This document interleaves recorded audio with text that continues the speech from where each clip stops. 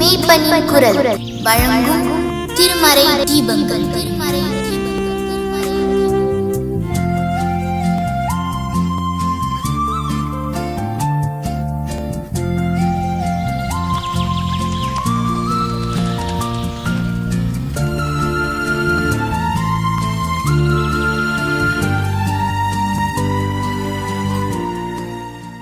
ஆதிப்பிதா குமாரன் ஆவித்ரீகர்க்கு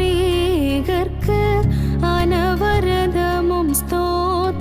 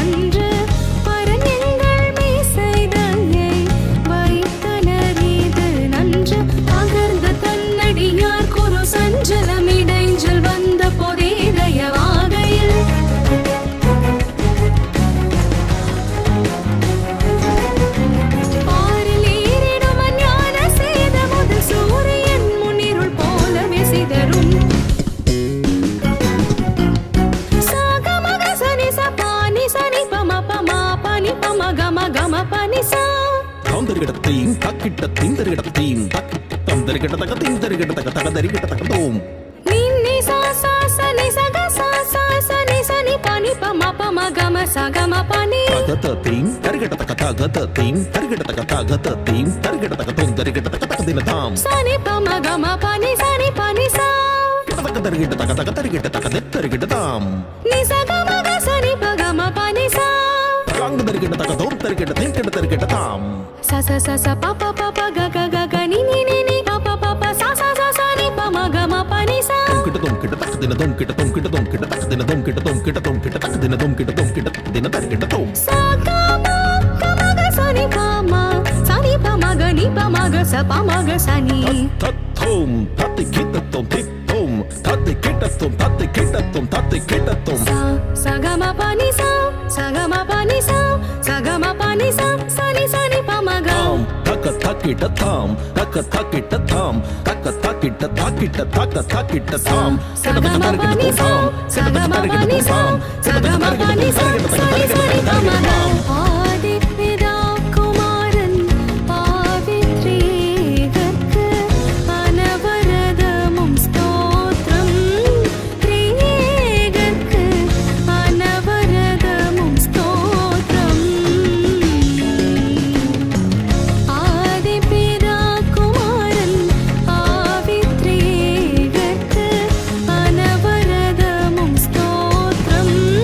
திரேகர்க்கு அனவரதமும் ஸ்தோத்திரம்.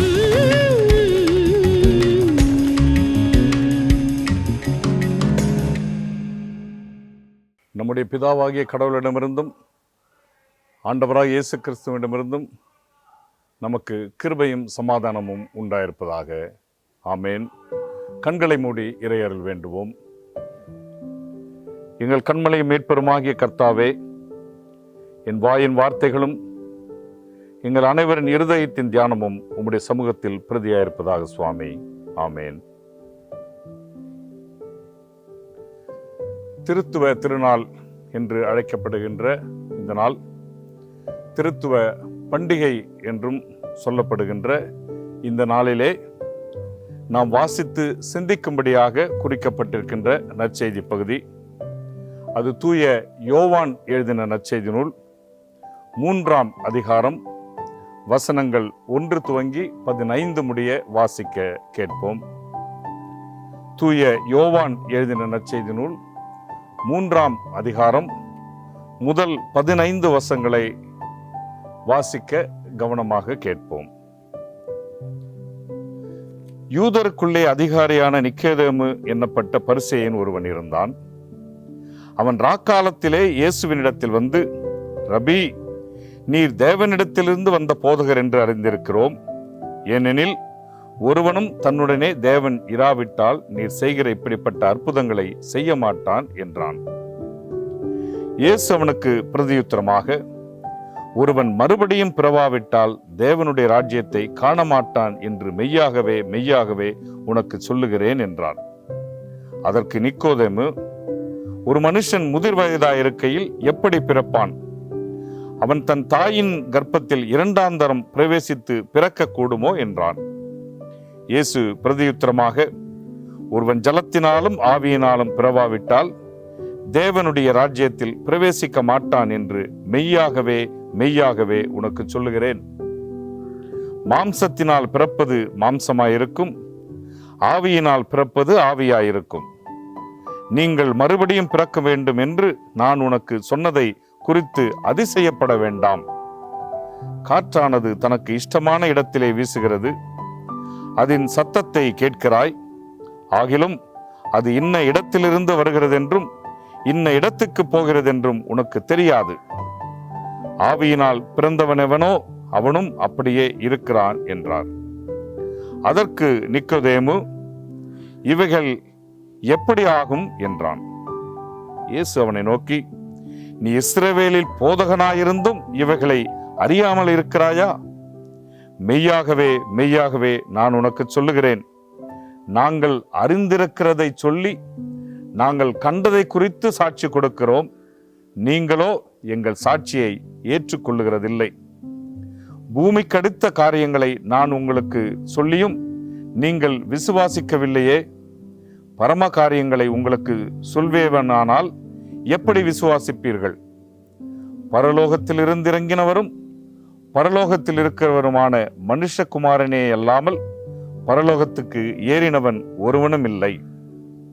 சர்ப்பமானது மோசேயினால் வனாந்தரத்திலே உயர்த்தப்பட்டது போல மனுஷகுமாரனும் தன்னை விசுவாசிக்கிறவன் எவனோ அவன் கெட்டு போகாமல் நித்திய ஜீவனை அடையும்படிக்கு உயர்த்தப்பட வேண்டும் என்றார் என்பவைகளே. திருத்துவ திருநாள், திருத்துவ பண்டிகை. இது ஒரு பண்டிகை. கிறிஸ்துமஸ், ஈஸ்டர் போல கடந்த வாரத்திலே பரிசுத்த ஆவியின் பண்டிகை, இந்த வாரத்திலே திருத்துவ பண்டிகை. இதெல்லாம் திருச்சமூகமாய் கொண்டாடப்பட வேண்டிய முக்கியமான ஒரு பண்டிகை.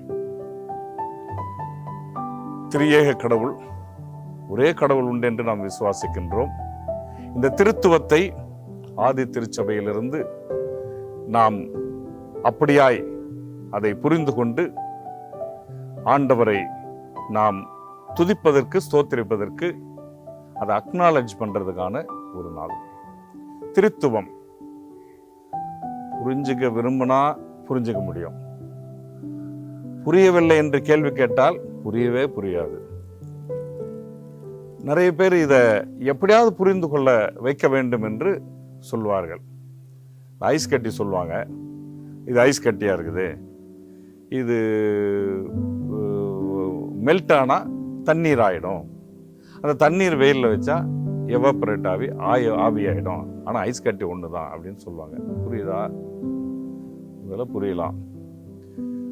ஒரு அரசன் இருக்கிறான், மக்களுக்கு அவன் அரசன், அவனுடைய மனைவிக்கு அவன் கணவன், பிள்ளைகளுக்கு அவன் தகப்பன். ஆனா ஆள் ஒருத்தர் தான் அப்படின்னு சொல்ல கேள்விப்பட்டிருக்கிறேன். என்னை கவர்ந்த ஒரு புரிதல், அதை எப்பொழுதுமே நான் வேலை செய்கின்ற குருசேகரனிலே சொல்லியிருக்கின்றேன், அவர்கள் அறிந்திருக்கிறார்கள். ஒரு புரிய வைக்கின்ற இன்னொரு வழி, சூரியன். சூரியன் இல்லைன்னா வாழ்க்கை இல்லை, வாழ்வு கொடுக்கிறது. சூரியன் உயிர் கொடுக்கிறது.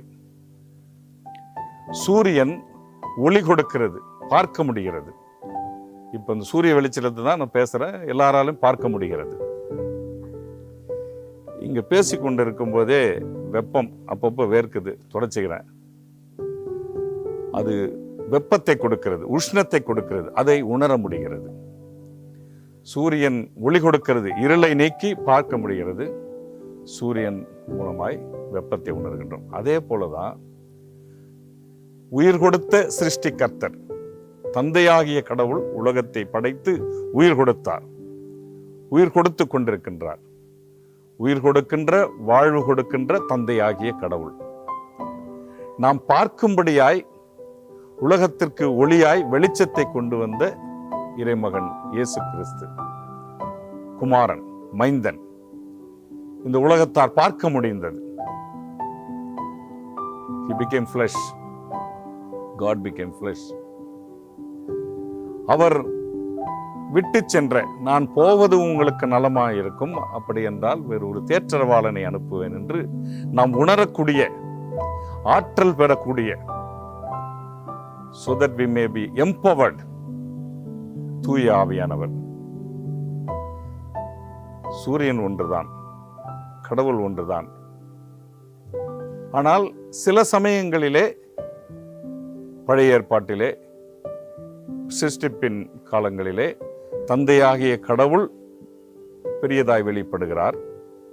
பூமியிலே வாழும் பொழுது மைந்தன் வெளிப்படுகிறார். ஆனால் அவர் சொன்னார், சந்தையின் சித்தத்தை செய்வது மட்டுமே என்னுடைய உணவாயிருக்கிறது, அதை தவிர்த்து ஒன்றுமில்லை, இன்செப்பரபிள். அதே போல தான் விட்டு செல்லுகின்ற தூய ஆவியானவர்.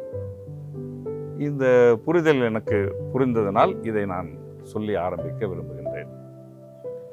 இந்த திருத்துவத்திலே மூவொரு கடவுள் என்று நாம் பார்க்கின்றோம். இதை தாண்டி அந்த அந்த ரிலேஷன்ஷிப், தந்தைக்கும் மைந்தனுக்குமான ரிலேஷன்ஷிப், தி இன்செப்பரபிள் ரிலேஷன்ஷிப், அவருடைய சித்தம் மட்டுமே செய்யக்கூடிய ரிலேஷன். ரெண்டு பேரும் வேற இல்லை. ஆல்மோஸ்ட் சேம் தான். அதனாலதான் தந்தையாய கடவுள் மைந்தனுக்கு நியாயத்தீர்ப்பின் அதிகாரத்தை 2ஆம் வருகையிலே கொடுத்திருக்கிறார். அவர் சொல்ற, நான் விட்டு செல்லுகின்ற தூய ஆவியானவர் உங்களை ஆற்றல் படுத்துவார், பிழைப்பூட்டுவார், நினைப்பூட்டுவார். இந்த Trinity is all about relationship, inseparable relationship. இதை நாம் அதிகமாய் இந்த காலகட்டத்திலே புரிந்து கொள்கிறோம். இந்த நாள் பண்டிகையை, திருத்துவ பண்டிகையை கொண்டாட வேண்டும் என்றால் எதை கொண்டாடுவது? எதை கொண்டாடுவது என்றால், கிறிஸ்தவர் மரிக்கின்றார், இஸ்லாமியர் அடக்கம் பண்ணுகிறார். கிறிஸ்தவர் சுகவீனப்படுகிறார், நம்முடைய இந்து சபையை நண்பர்கள் ட்ரீட் பண்ணி உயிர் கொடுக்கிறார்கள். லவ்விங் ரிலேஷன்ஷிப் இது எப்பெல்லாம் வருதுன்னு பார்த்தீங்கன்னா, சராசரி நாட்கள்ல இதுதான் சர்ச்சை, இதுதான் சண்டை. ஆனால் ஒரு சுனாமி வந்தால், ஒரு வெள்ளப்பெருக்கு வந்தால், ஒரு அசம்பாவிதம் நடந்தால், ஒரு இயற்கை சீற்றம் நடந்தால், அப்போ மதங்களை கடந்த மனிதநேயம் வருகிறது. எனவே இந்த நாட்களிலே இந்த லவ்விங் ரிலேஷன்ஷிப்பை நாம் பார்க்க அழைக்கப்படுகிறோம். That is what we need to celebrate today. And this is all about Trinity. இந்த மரணத்தை எதிர்கொள்வது பார்த்தா, நம்ம இந்து சமய நண்பர்கள் சொல்றார்கள், இறைவனடி சேர்ந்து விட்டார், இயற்கை எய்து விட்டார், சிவலோக பதவி அடைந்து விட்டார் என்று அவர்கள் சொல்லுகிறார்கள். இஸ்லாமியர்கள் அவருடைய நம்பிக்கை, மரிக்கும் பொழுது அழக்கூடாது, அன்னைக்கும் நல்லா ட்ரெஸ் பண்ணிக்கணும், எல்லா விதமான தோற்றத்திலே மாற்றம் இருக்கக்கூடாது, உடனடியாக அடக்கம் பண்ணிவிட வேண்டும், அன்னைக்கு பிரியாணி கூட சாப்பிடணும். காரணம், கடவுளிடத்திலிருந்து வந்தார், கடவுளிடத்திற்கு போகிறார், அவரை மகிழ்ச்சியாய் வழி அனுப்ப வேண்டும். கிறிஸ்தவ மார்க்கத்தில் இது இல்லையா? மரணம் இது முடிவில்லை, மரணத்தை ஜெயித்து உயிர்த்தெழுந்த ஆண்டவர் பேரிலே நமக்கு பற்றுதல் இருக்கிறது. மரணத்தின் வாயிலாய் இறையரசிலே பங்கேற்கின்றோம். கொஞ்சம் ஆழமா இந்த கான்செப்ட்ஸ், இது கான்செப்ட்ஸா இருக்கு, அதனால கான்செப்ட்னு சொல்லுகின்றேன். என்னால் இது உணர்வுபூர்வமாய் அனுபவபூர்வமாய் மாறினது இல்லை. இது வெறும் கான்செப்ட்ஸை மட்டும் பார்த்து கொண்டிருக்கோம். இதை அப்படி பார்க்க போனால் கொஞ்சம் பார்த்தா அப்படின்னா, death is what we need to wish for. ஏன்னா அது கடவுளிடத்தில் நம்ம கொண்டு போய் சேர்க்கிறது. அப்போ மரணம் எந்த விதத்திலும் அது ஆபத்து, தண்டனை, அது ஒரு நெகட்டிவா பார்க்காம கடவுளிடத்தை சேர்த்து மகிழ்ச்சியா தானே பார்க்கணும் நம்ம. அப்படி என்று யோசிப்போமா? கிடியன் பிஷப் அடிக்கடி கிரசால்ட் துறை சொன்னதா ஒரு விஷயத்தை சொல்லுவார், நம்ம எல்லாரும் கேட்டிருப்போம். அது தமிழ் மொழியை பற்றி, நம்முடைய தாய்மொழியை பற்றியதான ஒரு தகவல். கடவுள் என்ற ஒரு சொல்லை சொல்லுவார். இந்த கடவுள் என்ற 4 எழுத்து கொண்ட சொல், அது இறைவனை பற்றி, கடவுளை பற்றி சொல்லுகிறது.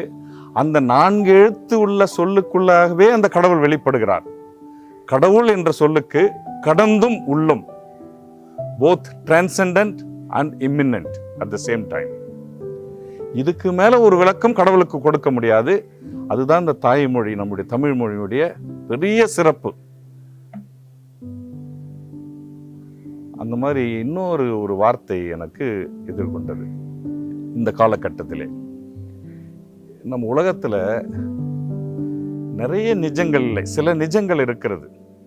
அதுல ஒரு நிஜம் எல்லாருக்கும் தெரிஞ்ச நிஜம். அந்த நிஜம் என்னன்னா, இந்த உலகத்திலே பிறக்கிற யாராக இருந்தாலும் மரிக்க வேண்டும். இயேசுநாதர் கூட மரித்தார், உயிரோடு இருந்தார் என்பது அடுத்த விஷயம். இயேசுநாதர் கூட, உலகத்திலே மனிதனாய் பிறந்த யாருமே மரிக்க வேண்டும். அப்போ இட்ஸ் எஸ்டாப்ளிஷ்ட் ஃபேக்ட், ட்ரூத். இது நிஜம். இந்த நிஜத்துக்கு தான் இப்போ பயந்து நிற்கிறோம் நம்ம. இந்த மரணம் என்ற நிஜத்தை சொல்லுகின்ற இன்னொரு சொல், குழந்தை பிறப்பை பிரசவம் என்று சொல்லுகின்றோம். பிரசவம் என்ற வார்த்தையை சொல்லுகின்றோம். இட்ஸ் நத்திங் பட் பிறக்கின்ற சவம். இந்த உலகத்திலே ஒரே நிஜம். அந்த நிஜத்தை பிறக்கும் போதே நம்முடைய மொழி நமக்கு சொல்லிக் கொடுத்திருக்கின்றது. பிரசவம் என்பது பிறக்கின்ற சவம்.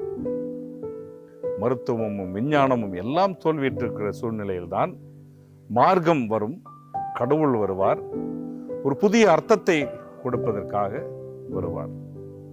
அதில் தான் பார்த்தா எந்த மார்க்கமாக இருந்தாலும், நான் சொன்ன இயற்கை எழுதினார், சிவலோக பதவி அடைந்தார், இறைவனடி சேர்ந்தார், கடவுளிடத்திற்கு திரும்புகிறார், இறையரசுக்குள்ளா போகிறோம் என்ற விஷயம் எல்லாமே மரணத்தை பாசிட்டிவா சொல்லுகின்ற ஒரு விஷயம்.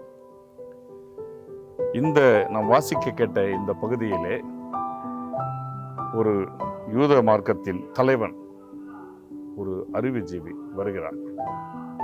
ஒருவேளை அதுக்குள்ள நம்ம அதிகமாய் இன்றைக்கு போகவில்லை. நிக்கோதேமுக்கும் இயேசுநாதருக்கும் ஏற்படுகின்ற உரையாடல் தொடங்கும் பொழுது இருவருக்கிடையே ஆன உரையாடல் போக போக பார்த்தீங்கன்னா அதுல நிக்கோதேமு மறைந்து விடுவார். அது தனிநபரிலிருந்து ஒரு பொதுவான ஒரு உரையாடலாக மாறும்.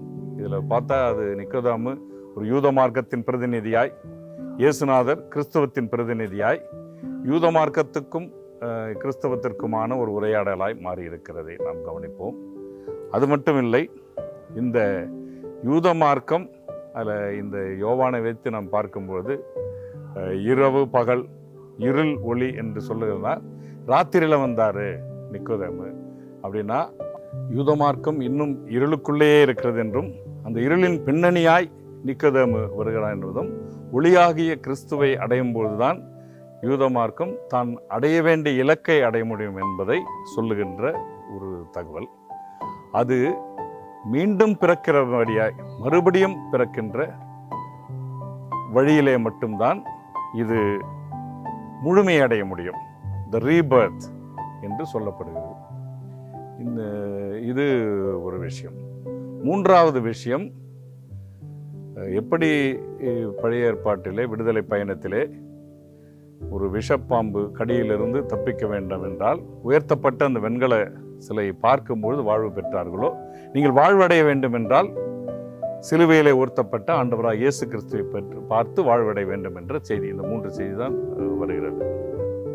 இந்த மறுபடியும் பிறக்கின்ற விஷயம், இந்த கான்டெக்ஸ்டை ஞானஸ்நானத்தோடு ஒப்பிட்டு நாம் புரிந்து கொண்டிருக்கின்றோம். அதுலேயும் இந்த கேள்வி கேட்கிறார். அந்த கேள்வியை கூட சொல்லும்போது, யூத மார்க்கத்தின் தலைவராயிருந்தும் உனக்கு இது தெரியவில்லை, போதகனாயிருந்தும் உனக்கு தெரியவில்லை என்றால், இதில் ஒரு ரொம்ப பாப்புலரான ஒரு ஸ்டோரி எனக்கு ஞாபகம் வந்து, ஒரு தகப்பன் ஒரு குழந்தையை ஒரு இடத்துல விட்டு செல்வார். அவர் விட்டுட்டு போகும்பொழுது, நான் போயிட்டு வந்துடுறேன், நீ இங்கேயே இருந்து விளையாடி கொண்டிரு, யார் வந்து கூப்பிட்டாலும் என்ன நடந்தாலும் இங்கிருந்து போக, நான் திரும்பி வர வரைக்கும் நீ இங்கேயே இருக்க வேண்டும் என்று தகப்பன் சொல்லி போயிருப்பார். அது ஒரு பாலத்தின் இடத்திலே இருக்கும், நடைபெறும். இப்போ மழை வெள்ளம் எல்லாம் இருக்கிறது, பாலங்கள் அடித்து கொண்டு போகிறது, அந்த சூழல் ஏற்படுகின்றது. எல்லாரும் கலங்கி தவிக்கிற, எல்லாம் ஓடுறாங்க, அவரவர்கள் உயிரை காப்பாற்றிக் கொள்வதற்காக ஓடுகிறார்கள். இந்த சிறுவன் மட்டும் அங்கேயே இருப்பான். எல்லாரும் பார்த்து வந்துருன்ட்டு அவனை கூப்பிட முற்படுவார்கள். அவன் தீர்க்கமாய் தவிர்த்து விடுவான், இல்லை நான் வர முடியாது என்று. டேய், உயிர் போயிடும், அடிச்சுன்னு போயிடுவேன், எதை சொன்னாலும் வர முடியாது என்று சொல்லிவிடுவான். காரணம், தன்னுடைய தந்தை அவனுக்கு கொடுத்திருந்த ஒரு கட்டளை, என்னுடைய தந்தையின் கட்டளை நிறைவேற்றுவது மட்டுமே என்னுடைய கடமை என்று அவன் நிராகரித்து விடுவான். என்ன பண்ணாலும் தூக்கின் போறது கூட அதை தவிர்க்க விடுவான். அவனுடைய எதிர்பார்ப்பு என்னவென்றால், அவன் என்ன சொல்லுவான்னா, எங்க அப்பா என்னை எப்படியும் காப்பாத்திடுவாரு, இந்த வெள்ளம் வந்தாலும் அடித்து சென்று விட்டாலும், என்னன்னா என் தந்தை எனக்கு வாக்கு கொடுத்திருக்கிறார். சரி, வர முடியவில்லை, அந்த பரம தந்தை இடத்திலே நான் போய்விடுவேன். இது ஒரு பெரிய உண்மையை சொல்லுவதாய் இந்த காலகட்டத்திலே எனக்கு தோணுகிறது. தொடர் வாழ்வும் வாழ்வுதான். என்னுடைய வாழ்வு இந்த பூலோகத்தில் நிறைவேறினாலும் அதுவும் வாழ்வு, அது நித்திய வாழ்வு. இப்படிப்பட்ட பார்வையை நாம் பார்க்க அழைக்கப்படுகிறோம். இயேசுநாதர் மரணத்தை குறித்து என்ன சொல்லுகிறார்? இயேசுநாதர் மரணத்தை நித்திரை என்று சொல்லுகிறார். அது சிறுபெண்ணுடைய மரணமாயிருக்கட்டும், விதவையினுடைய மகனாயிருக்கட்டும், லாசருவாயிருக்கட்டும், நித்திரை கொண்டிருக்கிறார்கள், துயில் கொண்டிருக்கிறார்கள் என்று சொல்லுவார். ஸோ மரணம் இஸ் ஈக்குவல் டு நித்திரை, மரணம் இஸ் ஈக்குவல் டு சமாதானம். அப்போ மரணம்னு இயேசுநாதர் சொல்றாரா? எதை சொல்றாரு? வித்தின் கோட்ஸ் கெட்ட குமாரன் என்று சொல்லப்படுகின்ற அந்த ஊமை சொல்லும்போது சொல்லுவார், அவன் தந்தை இடத்துக்கு வரும்போது அந்த மூத்த குமாரன் தந்தையிட்ட ஆர்கியூ பண்ணும்போது தந்தை சொல்லுவார், இவன் காணாமல் போனான், மீண்டும் கண்டுபிடிக்கப்பட்டான், மரித்தான், மீண்டும் உயிரோடு வந்திருக்கிறான்.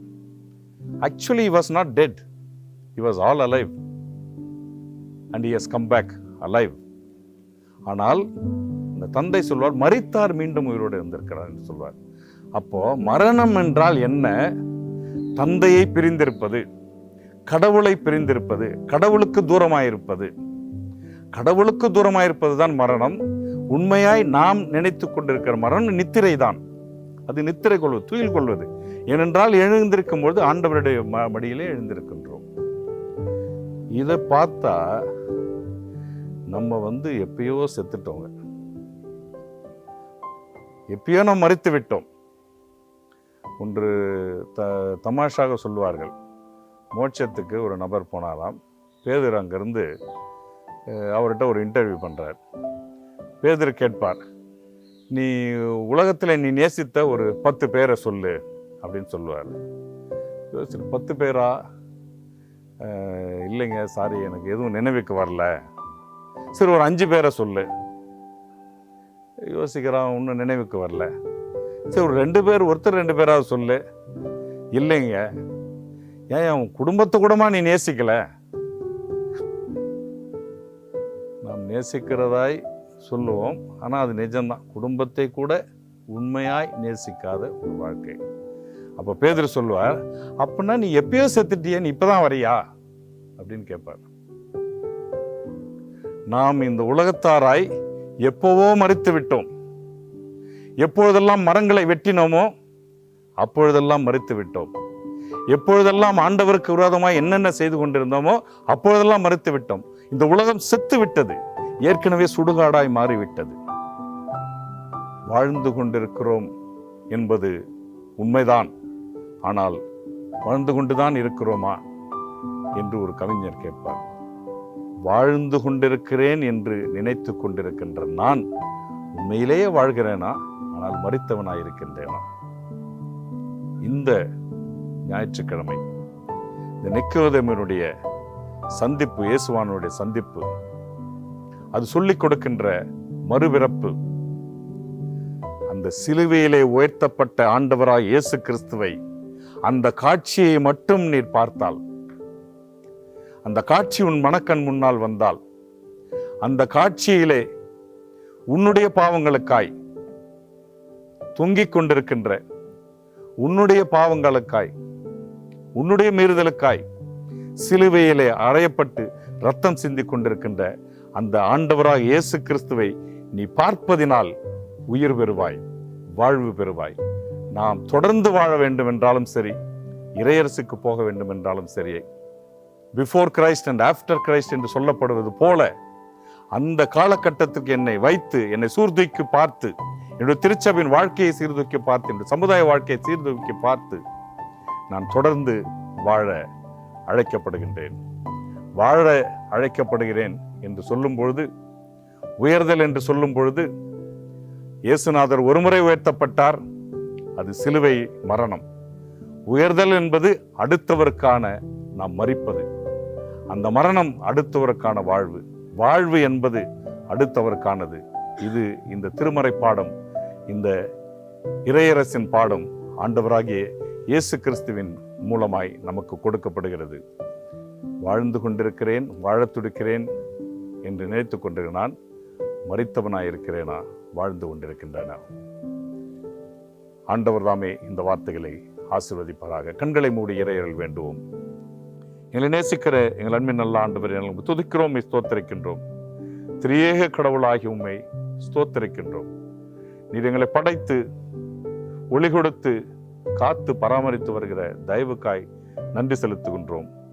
உமக்குள்ளான உறவை எங்களுக்கு முன்னிறுத்தி நாங்கள் உலகத்திலே எல்லாரோடும் இசைந்து, இயற்கையோடும் இசைந்து, மனுமக்களோடு இசைந்து, பேதமில்லாமல் வாழுகின்றதே திருத்துவ பண்டிகையின் கொண்டாட்டம் என்பதை உணர்த்ததுக்காக நன்றி செலுத்துகின்றோம். மரணத்தை ஜெயித்து உயிர்த்தெழுந்த ஆண்டவருடைய வல்லமையினால் நாங்கள் வாழ்வு பெற முடியும். அது தொடர்பாக வாழ்வாக இருக்கலாம் அல்லது இறையரசிலே இணைவதாக இருக்கலாம் என்ற மிகப்பெரிய வாழ்க்கையின் தத்துவங்களை, வாழ்க்கையின் உண்மைகளை, வாழ்க்கையின் யதார்த்தங்களை எங்களுக்கு கொடுத்ததற்காக நன்றி செலுத்துகின்றோம். ஆம் ஆண்டவரே, நாங்கள் எங்கள் சீர்தூக்கி பார்க்க எங்களை ஒப்படைக்கின்றோம். நாங்கள் உமக்கு எதிராய், உம்முடைய சித்தத்திற்கு எதிராய் நாங்கள் எந்த காரியத்தை இந்த பூமியிலே செய்திருந்தாலும் கிருபையாய் தயவாய் எங்களை மன்னிக்கும்படியாய் உம்மிடத்திலே மன்றாடுகின்றோம். எல்லாரும் ஆசீர்வதிக்கும்படியாய், எல்லாரும் வாழ்வு பெறும்படியாய்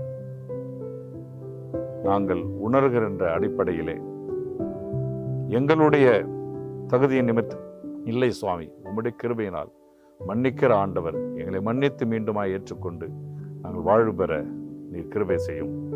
உம்மை துதிக்கிறோம், உம்மை ஸ்தோத்திரிக்கின்றோம். இயேசு மூலம் ஜெபம் கேட்கிறோம் ஜீவனுள்ள நல்ல பிதாவே, ஆமேன். தந்தை, மைந்தன், தூய ஆவியின் அன்பு மருளும் ஆசீர்வாதமும் நம்மோடு நம்மை வழிநடத்தி காப்பாராக. ஆமேன்.